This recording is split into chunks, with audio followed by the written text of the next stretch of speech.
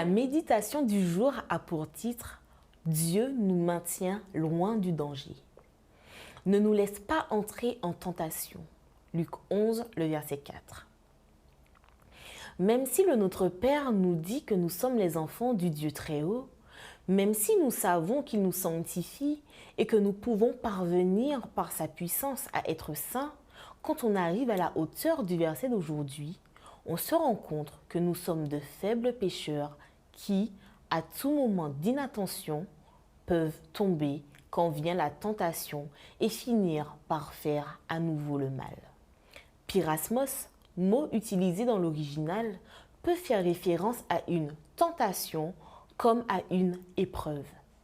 C'est pourquoi d'autres versions de la Bible traduisent « Ne nous fais pas entrer dans l'épreuve » Luc 11, le verset 4.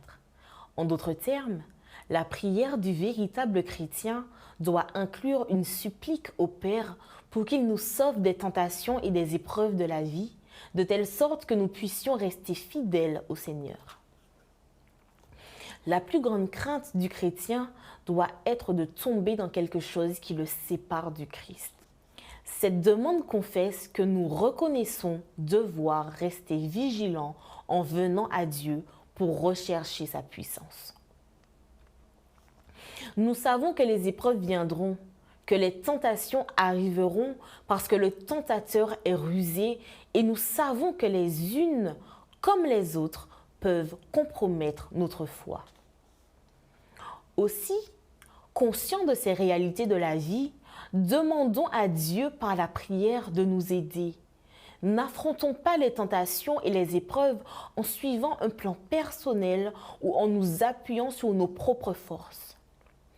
Veillons à nous cramponner à Dieu.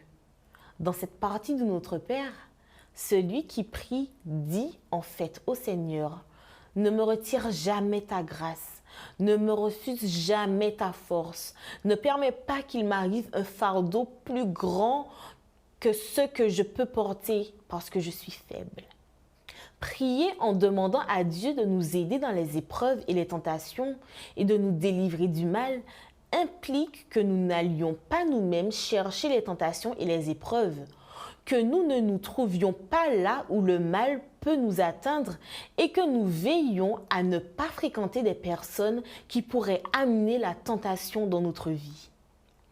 Ellen White a écrit « Tous ceux qui désirent résister à la tentation et éviter les artifices de l'ennemi ont quelque chose à faire. Ils doivent surveiller avec le plus grand soin tout ce qui pourrait leur nuire. Éviter de lire, de voir ou d'entendre ce qui est de nature à suggérer des pensées impures. » Patriarches et prophètes, chapitre 41. Nous ne devons pas jouer avec le mal.